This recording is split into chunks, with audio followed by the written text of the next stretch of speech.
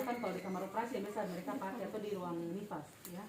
Itu untuk melindungi baju perawat dari basah, entah itu cairan obat atau darah ya.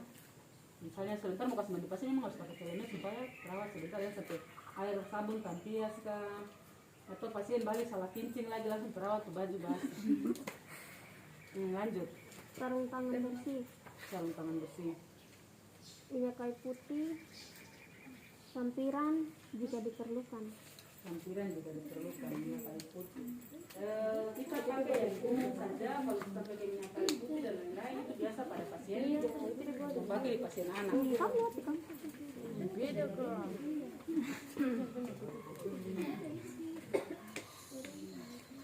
Baca di kampung. Coba ada punya yang lain, bisa baca. Baju ganti pasien. Ganti kecil yang selimut mandi. Baju ganti pasien. Satu setel pakaian bersih. Kemudian baskom mandi 2 buah, masing-masing berisi air ya. Bisa air dingin dengan air hangat, bisa air hangat dua-dua. Kemudian 1 atau 2 handuk bersih. 1 atau 2 handuk bersih. Ini nanti sebentar fungsinya mau buka di bagian, misalnya kalau kita memandikan dari bagian kepala, nanti dialas di bagian kepala. Kemudian kain penutup. Kalau di ruangan mungkin kamu lihat biasa ada yang bilang sampiran, didorong ke sana kemari untuk dia di bagian bawah ada roda, ada tiang-tiang, ada kain putih. Itu yang disebut dengan sampiran atau strand. Nanti besok kalau dapat surat di bawah sampiran di belakang atau strand di belakang sana. Di sana bisa bingung. Itu yang disebut dengan sampiran atau kain penutup. Ya. Itu nanti sebentar bisa pakai tutup di bagian sini kalau kita mau kasih mandi pasien. Kemudian tempat bertutup untuk pakaian kotor, sampiran atau strand. Kemudian sabun mandi. Kemudian bisa tambah dengan bedak, sisir. Ya, emboli kalau ada. Ya. Sekarang kita satu orang naik bareng. Laki-laki saja. Laki-laki satu orang naik bareng.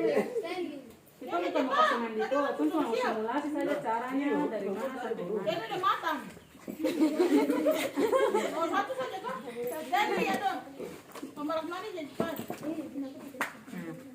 Silakan sekarang kalau kita mau memandikan pasien dari bagian mana duluan? Dari kaki kah? Dari Kepala. kepala. Dari muka, Naik dari dulu. muka dan bagaimana? Dari kepala bagian muka. Nah, kalau kita mau memandikan pasien, pastikan di atas tempat tidur tidak ada bantal dan lain-lain, semua dipindahkan. Ya. Silakan pasien tidur.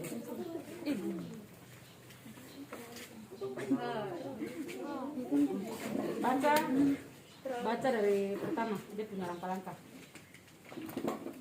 Yang pertama kan dari bagian muka. Terus memastikan tidak ada pasien. Kalau sapa pasien datang, kalau sudah siap alat-alat semua sudah bawa taruh di pinggir pasien, pasti mungkin kalau kita mau kasih mandi pasien, kita mungkin perawat yang jaga malam atau yang jaga pagi sudah datang kasih tahu duluan bapak. Nanti sebentar ada adik-adik mahasiswa mau kasih mandi bapak karena bapak sudah berapa hari tidak pernah mandi, jadi kita mau kasih biasa bapak biar tidak ada gatal-gatal di badan ya. Jadi usahakan kalian bicara dengan menggunakan bahasa yang tidak menyinggung pasien ya. Dan sampai langsung tekan pasien, di situ pasien atau keluarga pasien bisa marah.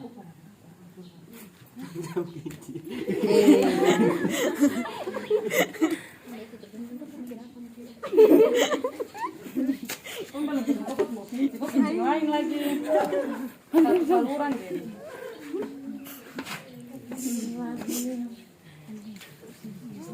Cepat, jangan masuk tidur kok. Pasien. Ya. Kalau mau kasih mandi pasien, bisa pamit permisi sama, misalnya dalam ruangan ada 2 pasien atau 3 pasien, ada keluarga pasien yang lain, bisa minta permisi dulu sama keluarga pasien yang misalnya bapak kita permisi mau minta bapak dong keluar sebentar ada kasih mandi pasien di sebelah. Jadi jangan sampai pasien ini dia rasa tidak nyaman sekali, kamu lewat dia pada tinggal tarik selimut ke atas untuk dia sudah.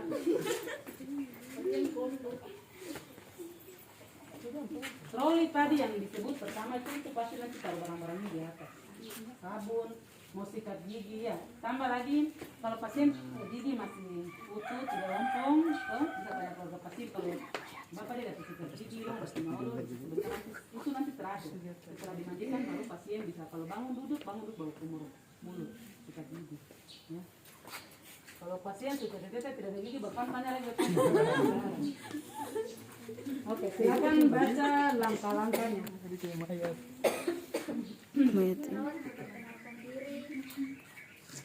Selamat pagi Bapak, perkenalkan nama saya Perawat Rizky. Saya bertugas pagi ini di ruang penyakit dalam saya. Menyampaikan tujuan kedatangan dan tujuan tindakan. Pada saat ini saya akan melakukan memandikan Bapak di tempat tidur karena Bapak sudah tsunami sudah berapa hari, sudah berminggu-minggu Bapak belum mandi. Kalau Bapak tidak keberatan, kami akan memandikan Bapak di tempat tidur. Menanyakan persediaan pasien. Apakah Bapak bersedia? Menjelaskan inti prosedur tindakan. Kayaknya ada yang belum disampaikan juga. Pastikan pasien dulu. Ya.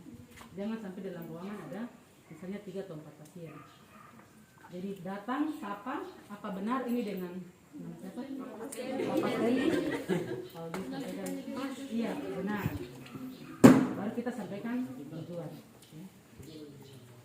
Bapak tidak keberatan untuk kita mandikan.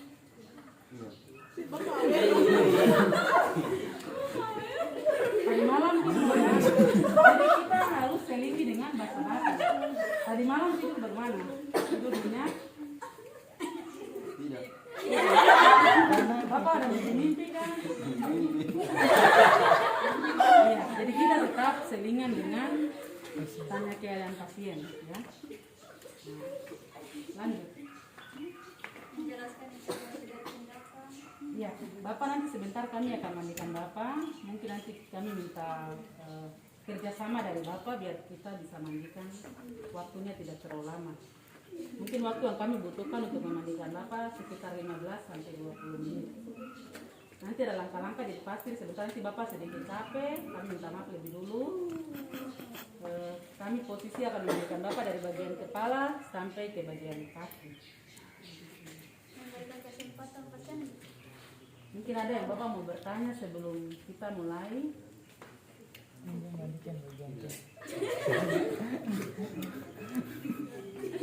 Lanjut. Persiapan memandikan pasien. Lanjut. Yang pertama menutup sketsa Menutup dengan screenshot. pasien. Sampiran yang tadi lu bilang tuh kita tarik bawah, biasa tutup. Kalau misalnya pasien pas di pojok berarti posisi kita pilih seperti begini. Ya. Lanjut. Selanjutnya memakai helmet, Memakai celemek.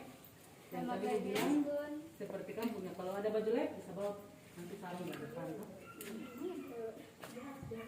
Just lihat. memakai handphone dan steril. Ya. Handphone non steril itu seperti yang kita pakai sekarang ini. Ya. Lanjut. Memindahkan bantal pasien kalau sudah mengganti Lanjut.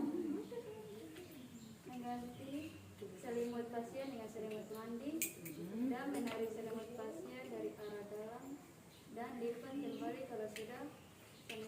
Selanjutnya melepas baju pasien. Lepas baju pasien. Ibu minta satu orang bantu. Julian. Ada paku dalam atau tidak? Ada paku dalam? Ada paku dalam atau tidak? Tidak. Tidak kan ada. Baju kaos? Tidak. Kok pakai baju? Sudah lanjut. Omi. Lanjut.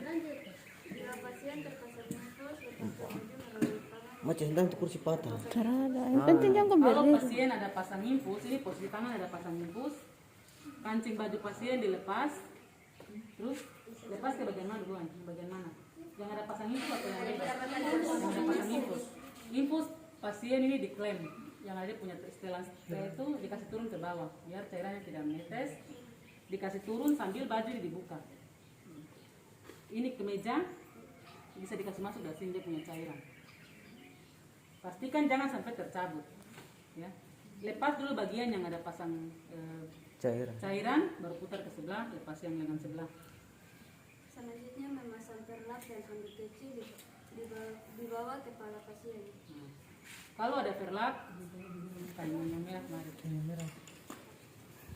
Biasa perlak yang dipakai yang pasti dia agak lebih besar, ya.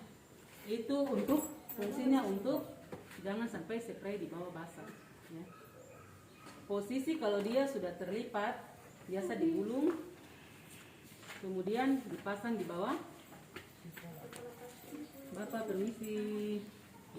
Bapak kepala masih angkat sendiri tuh angkatnya dulu sudah. Terus Basahi wajah. tunggu dengan handuk, ya. Handuk juga jangan sampai buka begini besar depan pasien. Pastikan digulung, dilipat yang rapi, ya. Bagian yang digulung nanti tarik sampai ke sebelah. Permisi Bapak, bisa angkat kepala kan? Seperti begini. Lanjut. Basahi wajah dengan air kalau sudah basah. Biasa dipakai ada semacam handuk kecil yang biasa masukkan ke dalam, itu disebut dengan waswas. Itu harus bertadi di kesehatan ada tidak? Ada. Itu ada dua, ya. Yang satu nanti di air yang sini, yang satu di air yang sebelah. Tidak pakai baku ganti. Wow. Kalau sudah basah dengan air, Kalau ada waslat sudah pakai di bagian tangan, dicelup di air satu. Celup di air satu, jangan sampai dia malele-malele. Ramas kasih kering yang ada di tangan. Ini posisi ada pakai waslat. Kemudian membasuh wajah dengan ujung waslap dibasahi dari sudut mata kiri pasien dan ujung waslap lainnya untuk sudut mata kanan pasien. bisa seperti yang begini, bisa cuma pakai satu waslap saja dulu. Yang satu waslap untuk di air yang bersih sebentar, ya. Jadi caranya dilap dulu di bagian dari sudut mata, putar, ya. Celup lagi, pull lagi, kemudian lap lagi semua di bagian muka dikasih basah dengan air, ya. Yang pasti jangan sampai di bawah itu ada malele di tangan. Lanjut.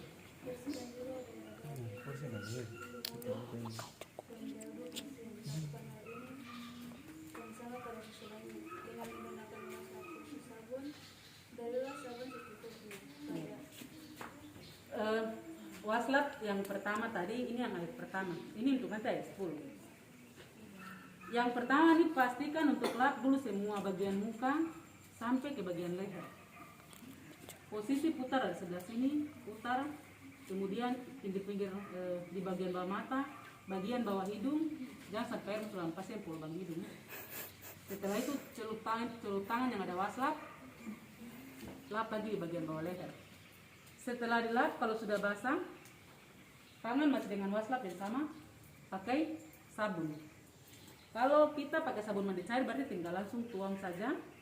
Tapi bisa tanya dulu ke pasien, Bapak saya bisa pakai atau Mama saya bisa pakai sabun di bawah Mama atau Bapak bagian muka kan? Kalau belum apa bisa. Yang pasti kan bukan mau siram sampai ke pinggir semua ini, siram di bagian muka. Hanya kasih basah di bagian waslap. Kalau pakai sabun yang batangan, tinggal lap saja. Kemudian pastikan jangan di sudut-sudut mata, di bagian testa, kemudian ke bagian pinggir pipi, kemudian bagian leher.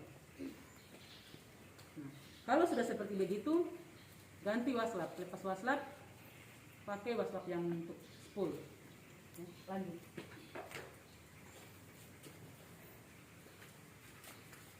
Sampai di setelah pakai sabun. Yang sudah dibasahi,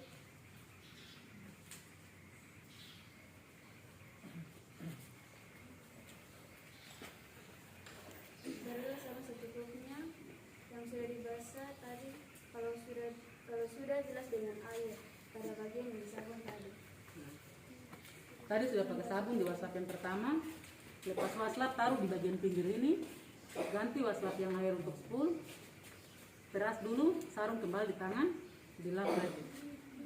Ini tadi dalam keadaan pakai sabun, ya. Setelah dilap, Serut kembali. Gantung lagi, pakai ulang yang ini lagi. Pakai ulang yang di ini, yang untuk sabun. Ada foto. Lanjut. Basuh bagian telinga kiri, bagian kanan pasien memberi sabun pada telinga.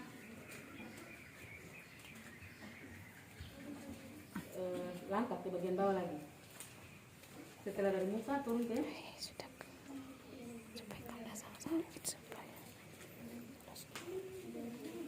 gantian. Setelah dari muka turun ke dada, baca. Kalau ada tulis itu baca.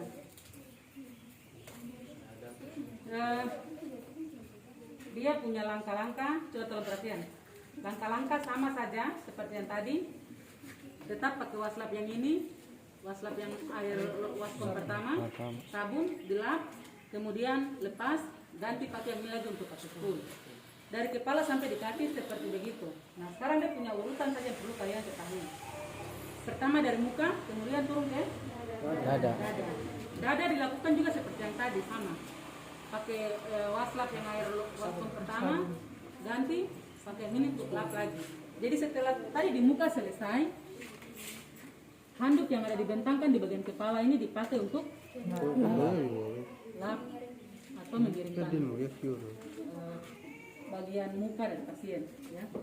Kalau sudah, kemudian sebentar kita mau pindah ke bagian dada, berarti handuknya digeser ke bawah. Makanya kalau memandikan pasien biasa perlu dua orang bertugas, ya, paling sedikit. Jadi setelah bagian kepala sudah, kita akan pindah ke bagian dada. Bapak permisi. Jadi perlap dengan handuk sama-sama digeser ke bawah. Ya. Bisa digulung baru dikasih turun, bisa juga langsung digeser ke bawah. Ya. Tergantung dari kondisi pasien. Kalau pasien tidak bisa bangun sama sekali kayak begini, berarti kalian harus dua orang. Kasih miring pasien ke sini, tahan di satu perawat, yang satu berfungsi untuk kasih turun itu. Perlap dengan handuk. Ya. Nah, dia punya urutan untuk memandikan sama. Waskom yang air ini dengan air spool, kemudian turun ke bagian dada. Setelah bagian dada dan perut, terus pakai kaki, tangan dulu. Tangan yang dekat dengan perawat atau yang jauh? Yang paling jauh. Berarti setelah ini kita gulung lagi, handuk dibentangkan di sana. Setelah lap yang tadi, posisi tetap kita lap pasien, ya. Nah, nanti kalau sudah lap, digulung lagi, dipasang di sebelah. Jadi bagian yang jauh dari perawat duluan. Di tangan sebelah sana yang kita lakukan seperti yang tadi. Air waslap yang kasih basah ini. Air waskom pertama, dilap saja dulu, kemudian pakai lagi sabun dengan waslap yang sama. Setelah itu taruh, ganti lagi waslap, kemudian lap lagi. Ya. Setelah tangan yang jauh dari perawat, tangan kanan dari pasien, kemudian pindah ke tangan kiri. Tetap taruh handuk di bawah, karena setelah nanti sebentar lap yang kedua, dilap lagi dengan handuk. Kemudian setelah tangan yang jauh dari perawat, kemudian tangan sini, tangan kiri, terus mana lagi? Bagian belakang. Nah, kalau bagian punggung belakang pasien, berarti posisi pasien dimiringkan. Ya. Kalau pasien kita tanya ke pasien, kalau bapak bisa balik miring sendiri, berarti secara pelan-pelan dibantu oleh perawat. Ya. Tapi kalau pasien sudah dalam keadaan koma, berarti otomatis semua perawat dengan keluarga yang bantu. Ya. Pasien dikasih miring ke arah tembok. Dia bisa miring itu. Kemudian caranya kurang lebih sama saja. Kita pakai yang waskom dengan waslap di pertama, digosok dari bagian atas, dikasih basah dulu, baru pakai sabun. Ya. Pakai sabun, nanti dilap lagi. Semua dilap. Setelah itu lepas waslap, pasang lagi waslap yang untuk air full. Ya. Kemudian dilap lagi. Setelah dilap, dikeringkan, pasien dimiringkan kembali. Kalau pasien dia koma, tidak bisa berdaya, tidak bisa buat apa-apa, berarti harus satu orang berdiri di sebelah, ya, untuk sandarkan pasien ke dia. Lanjut. Kalau tidak perawat, bisa minta bantu di keluarga. Ada keluarga pasien mungkin kalau itu anak-anak minta bantu dia punya orang tua atau itu suami istri ya. Kalau bapak, mama bisa berdiri di sebelah, bapak tolong peluk bapak ke sebelah biar kita melap bagian belakang lagi. Ya. Apalagi kalau pasien sudah dalam keadaan koma, itu yang kita takutkan kalau pasiennya terlalu tidur lama, bagian bokong balik dulu. Bagian di sini biasanya nanti kalian kalau ada mungkin pernah ada keluarga yang dengar dia punya luka ada timbul di bagian belakang karena terlalu baring lama. Itu biasa disebut dengan luka dekubitus, luka baring ya. Disebabkan karena dia tidur terlalu lama, bagian yang ada tulang yang biasanya tulang paling menonjol itu biasa dia tertekan ya. Selain mungkin karena keringat di spray atau basah lain-lain ya, itu bisa menyebabkan iritasi. Sudah balik. Lanjut. Termasuk punggung pasien. Punggung pasien ya. Sudah lewat. Sekarang turun di bagian. Nah, turun ke bagian kaki. Bagian kaki juga tetap sama. Handuk dengan karpet ini kita ambil.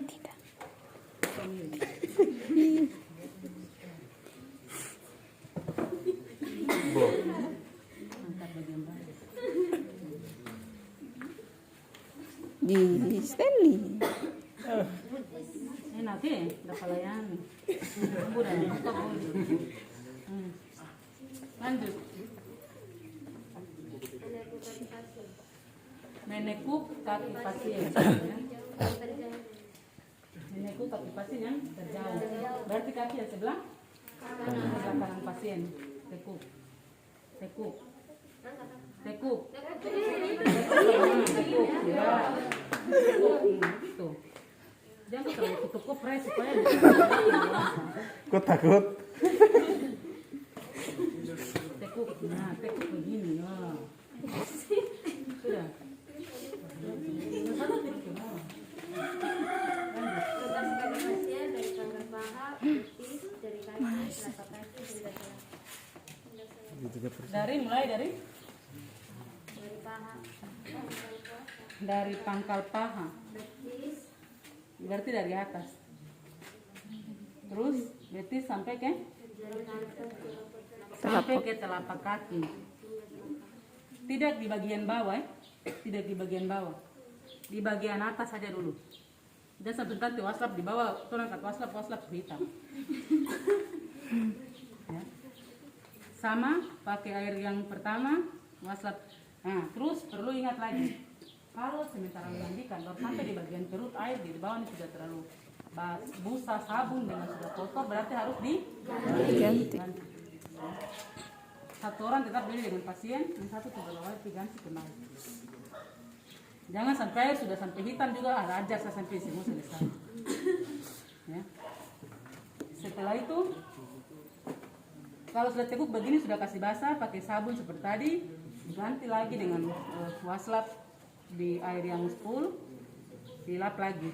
Kalau masih basah sabun, bisa ulang lagi, ulang lagi, pakai air yang waskom kedua. Ya. Kalau sudah, baca.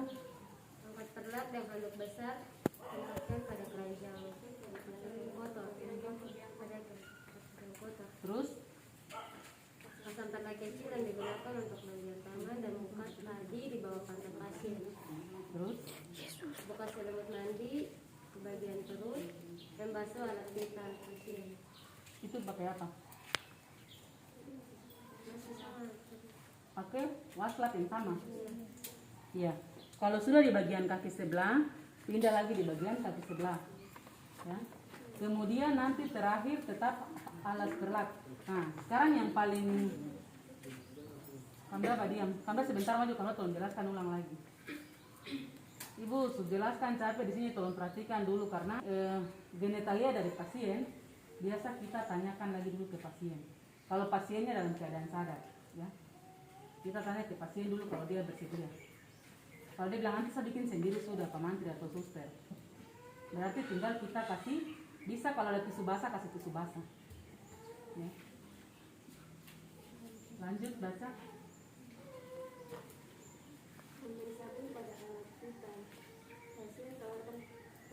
pasien terlebih dahulu.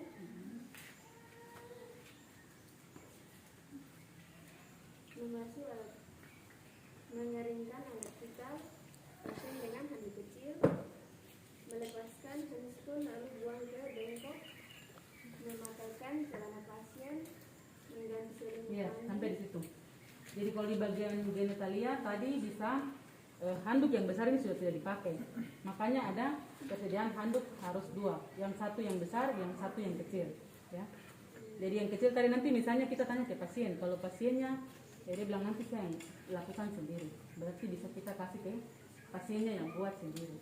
Ya. Jangan sampai pasien tidak mau, pasien tolak baru komandan bilang tidak bisa. Nanti biar kakak kasih bersih.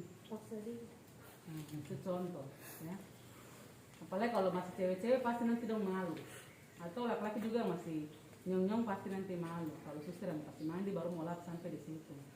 Tapi kadang-kala kalau laki-laki terus senang apa suster dia bagi dia pegang. Contoh. Iya, jadi yang paling terakhir itu nanti di bagian genitalia, ya. Khusus untuk waslap tadi sudah setelah sampai di bagian kaki kanan yang jauh dari petugas perawat, kemudian kaki kiri. Setelah sebelum menyimpan itu baru dipakai lap dulu untuk bagian kaki. Kalau udah tisu basah kaki